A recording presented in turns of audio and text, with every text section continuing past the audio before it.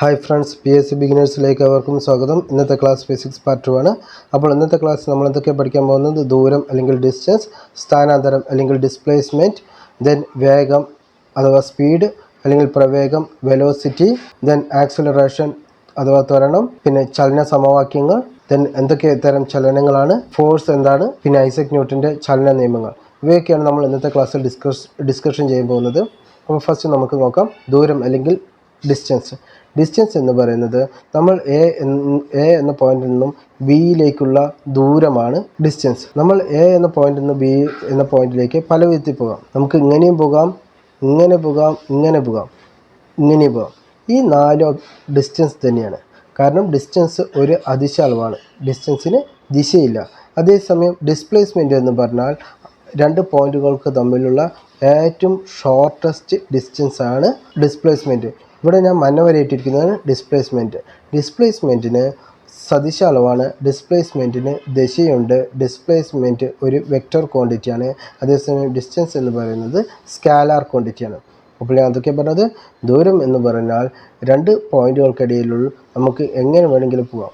ആ ഒരു ടോട്ടൽ മെഷർമെൻറ്റാണ് ദൂരം എന്ന് പറയുന്നത്. നമ്മൾ എ എന്ന പോയിന്റിൽ നിന്ന് ഈ വഴി പോകുമ്പോഴുള്ള ദൂരമായിരിക്കില്ല ഈ വഴി പോകുമ്പോൾ, അതുപോലെയുള്ള ദൂരമായിരിക്കില്ല വേറെ വഴിയിലൂടെ പോകുമ്പോൾ.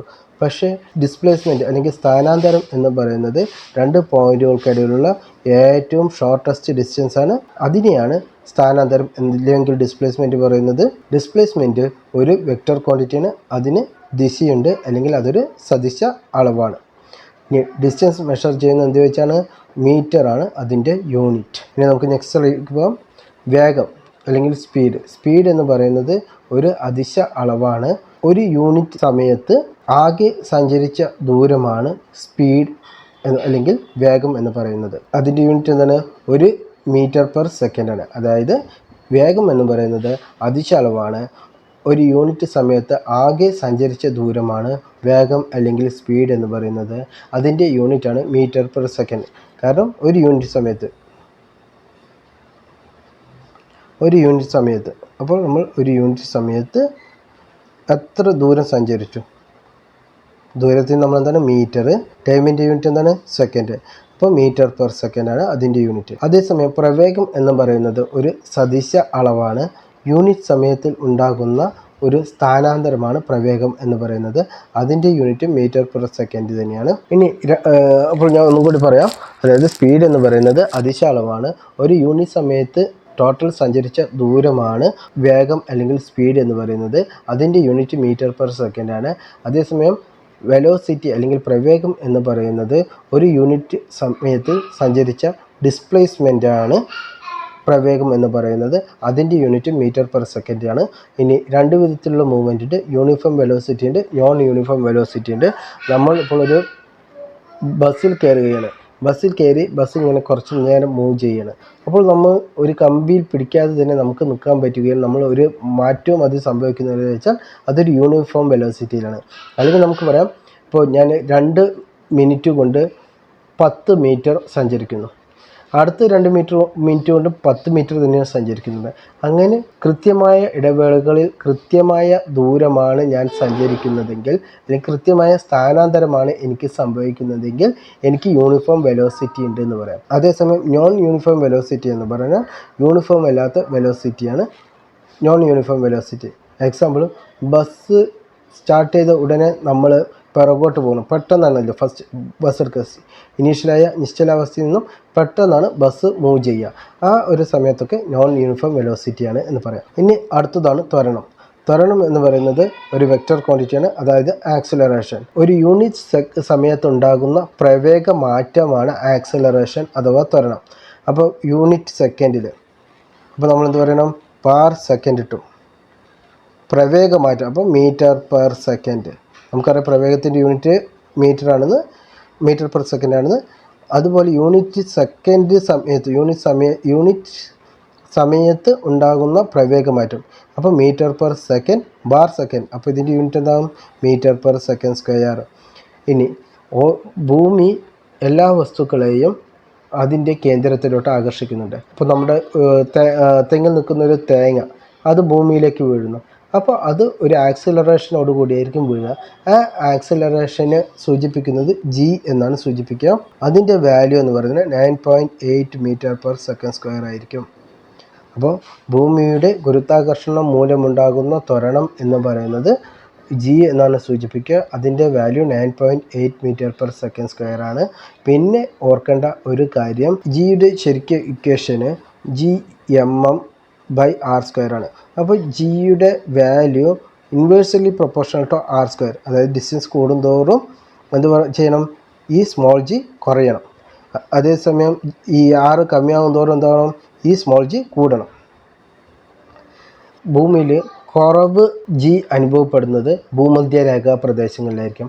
അതേസമയം അതിൻ്റെ വാല്യൂ കൂടുക പോളാർ പ്രദേശങ്ങളിലായിരിക്കും, അതില്ലെങ്കിൽ ധ്രുവ പ്രദേശങ്ങളിലായിരിക്കും. ഞാൻ ഒന്നും കൂടി പറയാം, ജിയുടെ വാല്യൂ ഏറ്റവും കുറവ് ഭൂമധ്യരേഖാ പ്രദേശങ്ങളിലും കൂടുതൽ പോളാർ പ്രദേശങ്ങളിലായിരിക്കും. ഇനി യൂണിഫോം ആക്സിലറേഷൻ. യൂണിഫോം ആക്സിലറേഷൻ പറഞ്ഞാൽ നമ്മൾ ഒരു നിശ്ചിത സമയത്ത് നമ്മുടെ പ്രവേഗമാറ്റവും ഈക്വലാണ് വെച്ചാൽ അതിനെ യൂണിഫോം ആക്സിലറേഷൻ എന്ന് പറയാം. തെങ്ങിൻ്റെ മണ്ടയിൽ നിന്ന് തേങ്ങ വീഴുന്നത്, അത് യൂണിഫോം ആക്സിലറേഷന് ഉദാഹരണമാണ്. അതുപോലെ റിട്ടാർഡേഷൻ പറയുമ്പോൾ നമ്മൾ ഉണ്ടാകുന്ന സ്റ്റോപ്പിംഗ് ആണ്. നമ്മൾ ഓൾറെഡി മൂവ് ചെയ്തുകൊണ്ടിരിക്കുകയാണ്, അത് പെട്ടെന്ന് പോയിട്ട് സ്റ്റോപ്പ് ആകുന്നതാണ് റിട്ടാർഡേഷൻ. എക്സാമ്പിൾ, നമ്മൾ വണ്ടിയിൽ ബസ്സിൽ കയറുകയാണ്. ബസ്സിൽ കയറിയിട്ട് ബസ് ഇങ്ങനെ മൂവ് ചെയ്ത് അവസാനം പെട്ടെന്ന് ബസ് സ്റ്റോപ്പിലെത്തുമ്പോൾ അത് ബ്രേക്ക് ഇടുന്നില്ലേ, ആ ഒരു അവസ്ഥയാണ് റിട്ടാർഡേഷൻ. ആക്സിലറേഷൻ്റെ ഓപ്പോസിറ്റാണ് റിട്ടാർഡേഷൻ. ഇനി ചലന സമവാക്യങ്ങൾ എന്തൊക്കെയാണ്? നമ്മൾ ഒരു വസ്തുവിൻ്റെ മൂവ്മെൻറ്റിനോ അല്ലെങ്കിൽ വസ്തുവിൻ്റെ വെലോസിറ്റി എല്ലാം കണക്ക് ചെയ്യാനുള്ള ഇക്വേഷൻസ് ആണ് ചലന നിയമങ്ങൾ. ഞാൻ പറയാം. V = u+at. ഇതിൽ V എന്ന് പറയുന്നത് ഫൈനൽ വെലോസിറ്റിയും u എന്ന് പറയുന്നത് ഇനീഷ്യൽ വെലോസിറ്റിയുമാണ്. a എന്ന് പറയുന്നത് ആക്സലറേഷൻ, t എന്ന് പറയുന്നത് ടൈമാണ്. അതേപോലെ അടുത്തതാണ് S = ut+12at². ഇവിടെ S എന്ന് പറയുന്നത് ഡിസ്പ്ലേസ്മെൻ്റ് ആണ്, u എന്ന് പറയുന്നത് ഇനീഷ്യൽ വെലോസിറ്റി, t എന്ന് പറയുന്നത് സെക്കൻഡ് പ്ലസ് ½ a എന്ന് പറയുന്നത് ആക്സലറേഷനാണ്, t എന്ന് പറയുന്നത് ടൈമാണ്. അടുത്താണ് V² = u²+2as. ഇതെല്ലാം നിങ്ങൾ കാണാണ്ട് തന്നെ പഠിക്കണം. അപ്പോൾ V = u+at, S = ut+12at², V² = u²+2as. ഇനി അടുത്തതാണ് ചലനങ്ങൾ. ചലനങ്ങൾ പലതരത്തിലുള്ള ചലനങ്ങളുണ്ട്. ഒന്ന് നേർരേഖാ ചലനം. നേർരേഖാ ചലനം പറഞ്ഞാൽ എന്താണ്? നമ്മൾ ഒരേ ഭാഗത്തേക്ക് തന്നെ പോകുന്ന ചലനമാണ് നേർരേഖാ ചലനം. ഇപ്പോൾ എക്സാമ്പിൾ പറയാം, ഞാൻ ഓൾറെഡി പറഞ്ഞതാണ്, തെങ്ങിൻ്റെ തലമണ്ടയിൽ നിന്ന് താഴെ വീഴുന്നത്, അത് നേർരേഖയിലുള്ള ചലനമാണ്. ക്രമാവർത്തന ചലനം അല്ലെങ്കിൽ പീരിയോഡിക് മോഷൻ. നമ്മൾ ഊഞ്ഞാലാടുകയാണ്. ഊഞ്ഞാലാടുമ്പോൾ നമ്മൾ back two and fro move ചെയ്യുന്നു. അതൊരു ഇൻ്റർവെല്ല് ഒരു ക്രമാനുഗതമായിട്ടുള്ളതാണ്. അതാണ് ക്രമാവർത്തന ചലനം അല്ലെങ്കിൽ പീരിയോഡിക് മോഷൻ. അടുത്തതാണ് ഭ്രമണം. ഭ്രമണം എന്ന് പറഞ്ഞാൽ ഒരു സ്വന്തം അക്ഷത്തെ ആക്സിസ് അടിസ്ഥാനമാക്കിയിട്ട് ഒരു വസ്തു ചലിക്കുന്നതാണ് ഭ്രമണം എന്ന് പറയുന്നത്. അതായത് ഭൂമി സ്വന്തം അച്ചുതണ്ടിൽ കറങ്ങുന്നതിനെയാണ് ഭ്രമണം എന്ന് പറയുന്നത്. ഇനി പരിക്രമണം എന്ന് പറഞ്ഞാൽ ഒരു വസ്തുവിനെ കേന്ദ്രമാക്കിയിട്ട് മറ്റൊരു വസ്തു ചുറ്റും സഞ്ചരിക്കുന്നതിനാണ് പരിക്രമണം എന്ന് പറയുന്നത്. എക്സാമ്പിൾ, ഭൂമി സൂര്യനെ ചുറ്റുന്നത്, അതുപോലെ ചന്ദ്രൻ ഭൂമിയെ ചുറ്റുന്നത്, ഇതൊക്കെ പരിക്രമണത്തിന് ഉദാഹരണമാണ്. ഇനിയാണ് ദോലനം. ദോലനം എന്ന് പറഞ്ഞാൽ ഒരു നിശ്ചിത ബിന്ദുവിനെ അടിസ്ഥാനമാക്കിയിട്ട് ഒരു വസ്തു ഇരുവശങ്ങളിലേക്കും മുന്നോട്ടും പിന്നോട്ടും ചലിക്കുന്നത്. ഇപ്പോൾ ക്ലോക്കിൻ്റെ പെൻഡുലം, അത് ഒരു എക്സാമ്പിളാണ്. ഇനി വർത്തുള ചലനം എന്ന് പറഞ്ഞാൽ വൃത്താകൃതിയിലുള്ള ചലനമാണ് വർത്തുള ചലനം. നമ്മളിപ്പോൾ ഒരു നൂലിൽ കല്ല് കെട്ടിയിട്ട് കറക്കുന്നത്, അത് വർത്തുള ചലനത്തിന് ഉദാഹരണമാണ്. പിന്നെയാണ് പ്രൊജക്റ്റൈൽ മോഷൻ എന്ന് പറഞ്ഞാൽ നമ്മളൊരു വസ്തുവിനെ എറിയുന്നത്, തോക്ക് കൊണ്ട് വെടിവെക്കുന്നത്, ഇങ്ങനെയുള്ള മൂവ്മെൻറ്റ്. നമ്മളിവിടുന്ന് ഒരു ബോൾ എറിയുന്നു, അതിങ്ങനെ പോയിട്ട് ഇങ്ങനെയല്ലേ വീഴുക, ഇതൊക്കെയാണ് പ്രൊജക്റ്റൈൽ മോഷന് ഉദാഹരണം. അപ്പോൾ ചലനങ്ങൾ അതൊക്കെയാണ്. നേർരേഖാ ചലനം പറഞ്ഞാൽ നമ്മളൊരു നേർരേഖയിലേക്ക് നേർരേഖയിലൂടെ മാത്രം ചലിക്കുന്ന ചലനമാണ് നേർരേഖാ ചലനം. ക്രമാവർത്തന ചലനം പറഞ്ഞാൽ ആവർത്തിക്കുന്ന ചലനമാണ്. എക്സാമ്പിൾ, ഊഞ്ഞാലിൽ നമ്മൾ ആടുന്നത്. ദെൻ ഭ്രമണം എന്ന് പറഞ്ഞാൽ സ്വന്തം ആക്സിസ് വെച്ചിട്ട് ഒരു വസ്തു കറങ്ങുന്നതാണ് ഭ്രമണം. ദെൻ പരിക്രമണം എന്ന് പറഞ്ഞാൽ ഒരു വസ്തുവിനെ കേന്ദ്രമാക്കി മറ്റൊരു വസ്തു ചലിക്കുന്നതാണ് പരിക്രമണം എന്ന് പറയുന്നത്. ദെൻ ദോലനം എന്ന് പറഞ്ഞാൽ ടു ആൻഡ് ഫ്രോ മോഷനാണ് ദോലനം എന്ന് പറയുന്നത്. എക്സാമ്പിൾ, ഒരു നിശ്ചിത ബിന്ദുവിനെ അടിസ്ഥാനമാക്കി ടു ആൻഡ് ഫ്രോയിലേക്ക് മൂവ് ചെയ്യുന്നതാണ് ദോലനം. എക്സാമ്പിൾ, പെൻഡുലം ക്ലോക്കിൽ മൂവ് ചെയ്യുന്നത്. ദെൻ വർത്തുള ചലനം എന്ന് പറയുന്നത് നമ്മളൊരു നൂല് കൊണ്ട് കല്ലിനെ ഒരു നൂല് കൊണ്ട് കെട്ടിയിട്ട് വൃത്താകൃതിയിൽ കറക്കുന്നത് വർത്തുള ചലനത്തിൻ്റെ ഉദാഹരണമാണ്. അതായത് വൃത്താകൃതിയുള്ള ചലനമാണ് വർത്തുള ചലനം. ദെൻ പ്രൊജക്റ്റൈൽ മോഷൻ, നമ്മൾ സാധാരണ കല്ലെറിയുന്നത്, ബാക്കിയുള്ള എല്ലാം ഏകദേശമുള്ള എല്ലാം മിസൈൽ വിടുന്നത് എല്ലാം വർത്തുള ചലനത്തിന് പ്രൊജക്റ്റൈൽ മോഷന് എക്സാമ്പിളാണ്. ഇനി അല്ലെങ്കിൽ ബലം, ഫോഴ്സ്. അപ്പോൾ പല വിധത്തിലുണ്ട്. ആന്തരിക ബലം, ബാഹ്യബലം. ആന്തരിക ബലം എന്ന് പറഞ്ഞാൽ നമ്മൾ വസ്തുവിൻ്റെ ഉള്ളിൽ തന്നെയുള്ള ബലമാണ് ആന്തരിക ബലം എന്ന് പറയുന്നത്. ആന്തരിക ബലത്തിന് ഒരു വസ്തുവിനെ മൂവ് ചെയ്യിപ്പിക്കാൻ കഴിയുകയില്ല. എക്സാമ്പിൾ പറഞ്ഞാൽ നമ്മളൊരു ബസ്സിൻ്റെ ഉള്ളിൽ കയറി ചെന്ന് ബസ്സിനെ തള്ളുന്നതാണ് ആന്തരിക ബലം എന്ന് പറയുന്നത്. ആന്തരിക ബലം ഒരിക്കലും ഒരു വസ്തുവിന് ചലനം ഉണ്ടാക്കില്ല. ബാഹ്യബലം എന്ന് പറഞ്ഞാൽ നമ്മൾ പുറത്തു നിന്നുള്ള ഒരു വസ്തുവിനെ അപ്ലൈ ചെയ്യുന്ന ബലമാണ് ബാഹ്യബലം എന്ന് പറയുന്നത്. അതായത് ഒരു വസ്തുവിൽ ബാഹ്യഭാഗത്ത് അനുഭവപ്പെടുന്ന ബലമാണ് ബാഹ്യബലം എന്ന് പറയുന്നത്. അപ്പോൾ നമ്മൾ ബസ്സിൻ്റെ ഉള്ളിൽ നിന്നും വെളിയിൽ വന്നിട്ട് ബസ്സിനെ തള്ളുക, അത് ബസ്സിൽ ഒരു ബാഹ്യബലം ഉണ്ടാക്കും. നമ്മളുടെ ബലം ഒരുപാട് സ്ട്രോങ് ആണ് വെച്ചാൽ ബസ് മൂവ് ചെയ്യും. അതാണ് ബാഹ്യബലം. ഇനി സന്തുലിത ബലം എന്ന് പറഞ്ഞാൽ രണ്ടുപേരും ഓപ്പോസിറ്റ് ഇതിൽ നിന്ന് തള്ളുകയാണ് വയ്ക്കുക. ഇപ്പോൾ രണ്ടുപേരുടെയും ഫോഴ്സ് ഈക്വൽ ആണ് വെച്ചാൽ ആ ഫ്രിഡ്ജ് ഒരിക്കലും മൂവ് ആവില്ല. ഈ ഒരു സന്തുലിതമായ ബലമാണ് സന്തുലിത ബലം എന്ന് പറയുന്നത്. അതായത് ഈക്വലൻ്റ് ആൻഡ് ഓപ്പോസിറ്റ് ആയിട്ടുള്ള ബലം കൊടുക്കുന്നതാണ് സന്തുലിത ബലം. അതായത് net force on the object is 0. നമ്മൾ അപ്ലൈ ചെയ്യുന്ന ടോട്ടലായിട്ടുള്ള ഈക്വലൻ്റ് ആയിട്ടുള്ള ഫോഴ്സ് എന്ന് പറയുന്ന വസ്തുവിൽ 0 ആകുമ്പോഴാണ് അതിനെ സന്തുലിത ബലം എന്ന് പറയുന്നത്. അതായത് നമ്മൾ പൂർണ്ണമായി അപ്ലൈ ചെയ്യുന്ന ബലം, ഈക്വലൻ്റ് ഫോഴ്സ് എന്ന് പറയുന്നത് 0 ആണ് വെച്ചാൽ ആ ഒരു ബലത്തെ സന്തുലിത ബലം എന്ന് പറയുന്നു. അതേസമയം അസന്തുലിത ബലം എന്ന് പറഞ്ഞാൽ ഒരു വസ്തുവിൽ അനുഭവപ്പെടുന്ന ഇക്വലൻ്റ് ഫോഴ്സ് 0 അല്ലെങ്കിൽ ആ ബലത്തെ അസന്തുലിത ബലം എന്ന് പറയുന്നു. ഇനി ഐസക് ന്യൂട്ടനെ പഠിക്കാം. ഐസക് ന്യൂട്ടനാണ് ഭൗതികശാസ്ത്രത്തിൻ്റെ പിതാവ്. അദ്ദേഹം ചലന നിയമങ്ങൾ ആവിഷ്കരിച്ചു, ഗുരുത്വാകർഷണ നിയമം ആവിഷ്കരിച്ചു, പിന്നെ പ്രിൻസിപ്പിയ മാത്തമാറ്റിക്സ് എന്ന ബുക്ക് രചിച്ചു, കാൽക്കുലസ് എന്ന ഗണിതശാസ്ത്രം രൂപീകരിച്ചു. അപ്പോൾ ഐസക് ന്യൂട്ടനെ കുറിച്ച് എന്തൊക്കെയാണ് അറിയേണ്ടത്? ഭൗതികശാസ്ത്രത്തിൻ്റെ പിതാവ് എന്നറിയപ്പെടുന്ന ശാസ്ത്രജ്ഞനാണ്. ചലന നിയമങ്ങൾ ആവിഷ്കരിച്ചതാണ്. 3 ചലന നിയമമാണുള്ളത്. ഗുരുത്വാകർഷണ നിയമം ആവിഷ്കരിച്ച വ്യക്തിയാണ്. പ്രിൻസിപ്പിയ മാത്തമാറ്റിക്ക എന്ന വിഖ്യാതമായ പുസ്തകം രചിച്ച വ്യക്തിയാണ്. കാൽക്കുലസ് എന്ന ഗണിതശാസ്ത്രം രൂപീകരിച്ച വ്യക്തിയാണ്. ഇനി ന്യൂട്ടൻ്റെ ചലന നിയമങ്ങൾക്ക് നമ്മൾ പഠിക്കാം. ഒന്നാമത്തെ ചലന നിയമം. ഒന്നാം ചലന നിയമം എന്ന് പറഞ്ഞാൽ നമ്മൾ ഒരു ബാഹ്യബലം പ്രയോഗിക്കുന്നവരെ ഒരു വസ്തു ഇങ്ങനെ ചലിച്ചുകൊണ്ടേയിരിക്കും. എല്ലാ നിശ്ചലാവസ്ഥയിലാണ് വെച്ചാൽ അത് നിന്നുകൊണ്ടേയിരിക്കും. അതായത് ഒരു വസ്തുവിനെ ചലിപ്പിക്കാനോ അല്ലെങ്കിൽ യൂണിഫോം വെലോസിറ്റിയിൽ മൂവ് ചെയ്യുന്ന ഒരു വസ്തുവിനെ തടുക്കാനോ നമ്മൾ ബാഹ്യബലം അപ്ലൈ ചെയ്യണം. അപ്പോൾ ന്യൂട്ടൻ്റെ ഒന്നാം ചലന നിയമം എന്താണ്? അസന്തുലിതമായ ഒരു ബലം പ്രയോഗിക്കുന്നത് വരെ മാത്രമേ ഒരു വസ്തു അതിൻ്റെ നിശ്ചലാവസ്ഥയിൽ തുടരുകയുള്ളൂ. അല്ലെങ്കിൽ ആ വസ്തു ഒരു യൂണിഫോം വെലോസിറ്റിയിലാണ് മൂവ് ചെയ്യുന്നത് വെച്ചാൽ അതിനെ തടയാനും വെച്ചാൽ നമ്മൾ അസന്തുലിതമായൊരു ബാഹ്യബലം പ്രയോഗിക്കണം. ജഡത്വം എന്ന് പറയുന്നത് ഒരു വസ്തുവിൻ്റെ ഒരു പ്രോപ്പർട്ടിയാണ്. അതായത് ആ വസ്തുവിന് സ്വയം അതിൻ്റെ നിശ്ചലാവസ്ഥയ്ക്കോ അല്ലെങ്കിൽ ചലനാവസ്ഥയ്ക്കോ മാറ്റം വരുത്താനുള്ള കഴിവില്ലായ്മയാണ് ജഡത്വം. അപ്പോൾ ജഡത്വം എന്ന് പറഞ്ഞാൽ എന്താണ്? ഒരു വസ്തുവിന് അതിൻ്റെ നിശ്ചലാവസ്ഥയിലോ അല്ലെങ്കിൽ ചലനാവസ്ഥയിലോ മാറ്റം വരുത്താൻ കഴിയാത്ത ഒരു പ്രതിഭാസമാണ് ജഡത്വം എന്ന് പറയുന്നത്. അതിൻ്റെ ഇംഗ്ലീഷ് പേരാണ് ഇനർഷ്യ എന്ന് പറയുന്നത്. അപ്പോൾ 2 വിധത്തിലുള്ള ജഡത്വമുണ്ട്. ഒന്നില്ലെങ്കിൽ നിശ്ചല ജഡത്വം, പിന്നെ ഒന്ന് ചലന ജഡത്വം. നിശ്ചല ജഡത്വം എന്ന് പറഞ്ഞാൽ ഓൾറെഡി അത് നിശ്ചലാവസ്ഥയിലാണ്, പക്ഷേ അത് ഇരിക്കുന്ന പ്രതലം മൂവ് ചെയ്യുന്നത് കൊണ്ട് അതിന് മാറ്റം വരുത്താൻ പെട്ടെന്ന് പറ്റാതിരിക്കുന്ന അവസ്ഥ. എക്സാമ്പിൾ പറഞ്ഞുതരാം. ഇപ്പോൾ നമ്മൾ പായ ഇങ്ങനെ കൊട്ടുകയാണ്. അപ്പോൾ പായ കൊട്ടുമ്പോൾ എന്താണ്? അതിൽ ഓൾറെഡി ഉള്ള പൊടികൾ അത് നിശ്ചലാവസ്ഥയിലാണ് ഇരിക്കുന്നത്. പായ് പെട്ടെന്ന് കൊട്ടുമ്പോൾ അതിലെ പൊടികൾക്ക് പെട്ടെന്ന് അതിൻ്റെ സ്ഥാനം മാറ്റാൻ കഴിയില്ല. അത് നിശ്ചലാവസ്ഥയിൽ തന്നെ തുടരാൻ വേണ്ടി ശ്രമിക്കും. ഈ ഒരു പ്രക്രിയയാണ്, ഈ ഒരു പ്രതിഭാസമാണ് ജഡത്വം എന്ന് പറയുന്നത്. അപ്പോൾ ഇതിലെ പൊടി എന്ന് പറയുന്നത് നിശ്ചലാവസ്ഥയിലായിരിക്കുന്നത്, അതുകൊണ്ടാണ് അത് നിശ്ചല ജഡത്വം എന്ന് പറയുന്നത്. ഇനി നമുക്ക് നോക്കാം ചലന ജഡത്വം എന്താണെന്ന്. ചലന ജഡത്വം എന്ന് പറഞ്ഞാൽ നമ്മളിപ്പോൾ ബസ്സിൽ കയറി നമ്മൾ ബസ്സിൽ ഇങ്ങനെ യാത്ര ചെയ്തുകൊണ്ടിരിക്കുകയാണ്. പെട്ടെന്ന് ബ്രേക്ക് കിട്ടും, നമ്മളെന്ത് ചെയ്യും? മുന്നോട്ട് വീഴും. കാരണം എന്താണ്? നമ്മൾ ബസ്സിൽ ഓൾറെഡി നമ്മുടെ ബോഡി ചലന ജഡത്തിലാണ്. ആ ചലനത്തിൽ നിന്ന് ആ വസ്തു ഒരിക്കലും പെട്ടെന്ന് നിശ്ചലാവസ്ഥയിലേക്ക് പോകാൻ ആഗ്രഹിക്കുന്നില്ല, അല്ലെങ്കിൽ നിശ്ചലാവസ്ഥയിലേക്ക് പെട്ടെന്ന് അതിനെ മാറ്റാൻ കഴിയില്ല.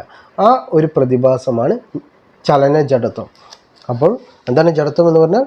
ഒരു വസ്തുവിൻ്റെ നിശ്ചലാവസ്ഥയ്ക്കോ അല്ലെങ്കിൽ ചലനത്തിലിരിക്കുന്ന വസ്തുവിനോ അതിൻ്റെ അവസ്ഥയ്ക്ക് മാറ്റം വരുത്താൻ കഴിയില്ല. ആ ഒരു പ്രോപ്പർട്ടിയാണ് ജഡത്വം അല്ലെങ്കിൽ ഇനർഷ്യ എന്ന് പറയുന്നത്. 2 തരത്തിലുള്ള ജഡത്വമുണ്ട്. നിശ്ചല ജഡത്വമുണ്ട്, ചലന ജഡത്വമുണ്ട്. നിശ്ചല ജഡത്വം എന്ന് പറഞ്ഞാൽ നമ്മൾ ഒരു വസ്തു ഓൾറെഡി നിശ്ചലാവസ്ഥയിലിരിക്കുകയാണ്, അതിന് പെട്ടെന്ന് അതിൻ്റെ നിശ്ചലാവസ്ഥ മാറ്റാൻ കഴിയില്ല. അതാണ് നിശ്ചല ജഡത്വം. അതേസമയം ചലന ജഡത്വം എന്ന് പറഞ്ഞാൽ ഒരു വസ്തു ഓൾറെഡി ചലിച്ചുകൊണ്ടിരിക്കുന്നു, പെട്ടെന്ന് അതിൻ്റെ ചലനത്തിൽ നിന്ന് മാറ്റം വരുത്താൻ കഴിയില്ല. അതാണ് ചലന ജഡത്വം എന്ന് പറയുന്നത്. ഇനി അടുത്തതാണ് ആക്കം. ആക്കം എന്ന് പറഞ്ഞാൽ ഒരു വസ്തുവിൻ്റെ സവിശേഷ ഗുണമാണ് ആക്കം എന്ന് പറയുന്നത്. ഒരു വസ്തുവിൻ്റെ മാസും വെലോസിറ്റിയും കൂടി ചേർന്നാൽ ഉണ്ടാകുന്ന ഒരു സവിശേഷ പ്രോപ്പർട്ടിയാണ് ആക്കം എന്ന് പറയുന്നത്. അതിൻ്റെ യൂണിറ്റ് എന്താണ്?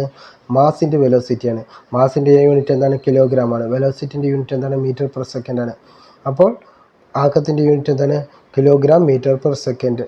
ഒരു പ്രവേഗം ആക്കം എന്ന് പറയുന്നത് ഒരു സദിശ അളവാണ്. അത് പ്രവേഗത്തിൻ്റെ ദിശയിലാണ് അനുഭവപ്പെടുന്നത്. അപ്പോൾ ആക്കം എന്ന് പറഞ്ഞാൽ എന്താണ്? ഒരു വസ്തുവിൻ്റെ പ്രോപ്പർട്ടിയാണ് ആക്കം എന്ന് പറയുന്നത്. ആക്കം എങ്ങനെയാണ് മെഷർ ചെയ്യുക? മാസിൻ്റെ വെലോസിറ്റി. അപ്പോൾ അതിൻ്റെ യൂണിറ്റ് എന്തായിരിക്കും? മാസിൻ്റെ യൂണിറ്റ് കിലോഗ്രാമാണ്, വെലോസിറ്റിൻ്റെ മീറ്റർ പെർ സെക്കൻഡാണ്. അപ്പോൾ ആക്കത്തിൻ്റെ യൂണിറ്റ് എന്തായിരിക്കും? കിലോഗ്രാം മീറ്റർ പെർ സെക്കൻഡ് ആയിരിക്കും.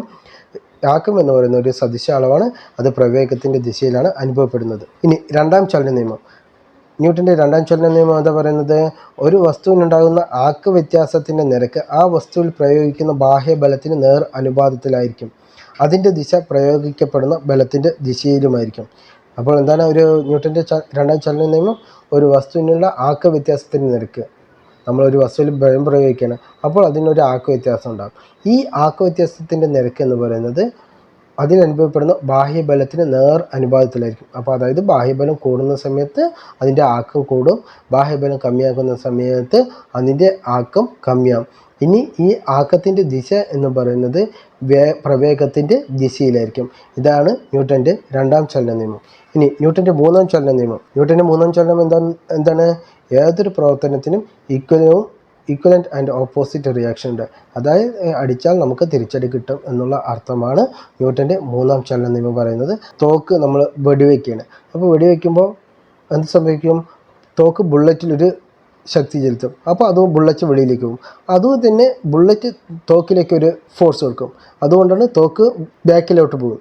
അപ്പോൾ ഇതാണ് ന്യൂട്ടൻ്റെ മൂന്നാം ചലന നിയമത്തിന് ഉദാഹരണം. അതേപോലെ തന്നെയാണ് റോക്കറ്റ് പ്രൊപ്പൽഷൻ. റോക്കറ്റ് പ്രൊപ്പൽഷൻ എന്താ സംഭവിക്കുന്നത്?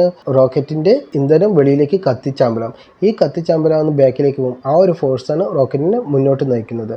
ഇതാണ് ന്യൂട്ടൻ്റെ മൂന്നാം ചലന നിയമം. ഏതൊരു പ്രവർത്തനത്തിനും തുല്യവും വിപരീതവുമായ ഒരു പ്രതിപ്രവർത്തനം ഉണ്ടാകും. അതായത് നമ്മൾ അടിച്ചാൽ തിരിച്ചടി കിട്ടും. അപ്പോൾ ഇന്നത്തെ ക്ലാസ് ഒന്നും കൂടി നോക്കാം. എന്തൊക്കെ നമ്മൾ പഠിച്ചു? ഒന്ന്, ദൂരം അല്ലെങ്കിൽ ഡിസ്റ്റൻസ് എന്താണ് പഠിച്ചു? സ്ഥാനാന്തരം അല്ലെങ്കിൽ ഡിസ്പ്ലേസ്മെൻറ്റ്. ഷോർട്ടസ്റ്റ് ഡിസ്റ്റൻസ് ആണ് ഡിസ്പ്ലേസ്മെൻറ്റ്. ഒരു എ എന്ന വസ്തുവിൽ നിന്നും ബി എന്ന ഒരു വസ്തുവിലേക്കുള്ള അല്ലെങ്കിൽ ഒരു സ്ഥലത്തിലേക്കുള്ള ഏറ്റവും ഷോർട്ടായിട്ടുള്ള ഡിസ്റ്റൻസിനെയാണ് ഡിസ്പ്ലേസ്മെൻറ്റ് അല്ലെങ്കിൽ സ്ഥാനാന്തരം എന്ന് പറയുന്നത്. ഇതിൻ്റെ യൂണിറ്റ് മീറ്റർ പെർ സെക്കൻഡ് ആണ്. പിന്നെ വേഗം എന്താണെന്ന് പഠിച്ചു?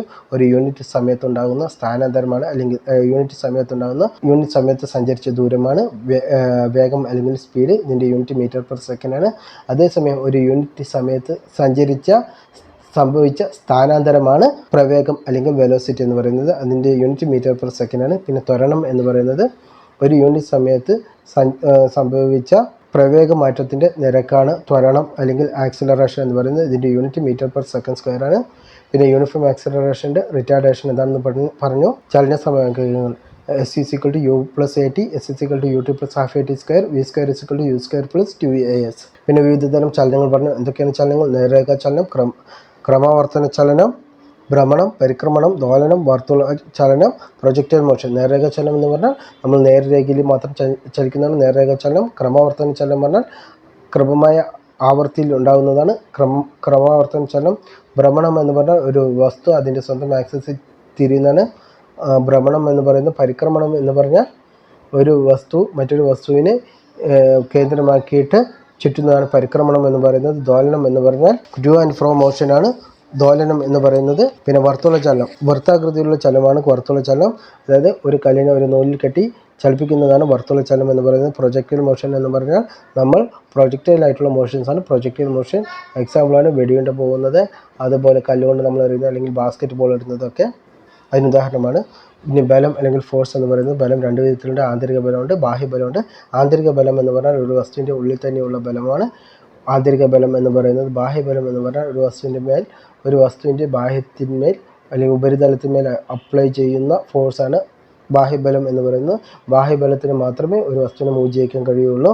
ഇനിയാണ് സന്തുലിത ബലം അല്ലെങ്കിൽ അസന്തുലിത ബലം. സന്തുലിത ബലം എന്ന് പറഞ്ഞാൽ ഒരു വസ്തുവിൻ്റെ മേലെ അപ്ലൈ ചെയ്യുന്ന ഇക്വലൻറ്റ് ഫോഴ്സ് 0 ആണെങ്കിൽ അതിനെ സന്തുലിത ബലം എന്ന് പറയുന്നു. അതേസമയം അപ്ലൈ ചെയ്യുന്ന ഫോഴ്സ് ഇക്വലൻ്റ് അല്ലെങ്കിൽ അതിന് അസന്തുലിത ബലം എന്ന് പറയുന്നു. ഇനി ഐസക് ന്യൂട്ടനെ കുറിച്ച് പഠിക്കാം. ഐസക് ന്യൂട്ടൻ എന്തൊക്കെയാണ്? ഭൗതികശാസ്ത്രത്തിൻ്റെ പിതാവാണ്. ചലന നിയമങ്ങൾ ആവിഷ്കരിച്ച വ്യക്തിയാണ്. ഗുരുത്വാകർഷണ നിയമം ആവിഷ്കരിച്ച വ്യക്തിയാണ്. പ്രിൻസിപ്പിയ മാത്തമാറ്റിക്ക എന്ന ബുക്ക് രചിച്ച ആളാണ്. കാൽക്കുലസ് എന്ന ഗണിതശാസ്ത്രം രൂപീകരിച്ച വ്യക്തിയാണ്. ദെൻ ന്യൂട്ടൻ്റെ ഒന്നാം ചലന നിയമം. അസന്തുലിതമായ ഒരു ബാഹ്യബലം പ്രയോഗിക്കുന്നവർ എന്ത് സംഭവിക്കും? ഒരു വസ്തു അത് മൂവ് ചെയ്തുകൊണ്ടിരിക്കുകയെന്ന് വെച്ചാൽ മൂവ് ചെയ്തുകൊണ്ടേയിരിക്കും. യൂണിഫോം വെലോസിറ്റി മൂവ് ചെയ്തുകൊണ്ടിരിക്കുകയെന്ന് വെച്ചാൽ അത് മൂവ് ചെയ്തുകൊണ്ടേയിരിക്കും. അതേസമയം അത് ഇനിയിപ്പോൾ നിശ്ചലാവസ്ഥയിലാണെന്ന് വെച്ചാൽ അത് പിന്നെ അനങ്ങുകയില്ല, അവിടെ തന്നെയായിരിക്കും ഉണ്ടാവുക.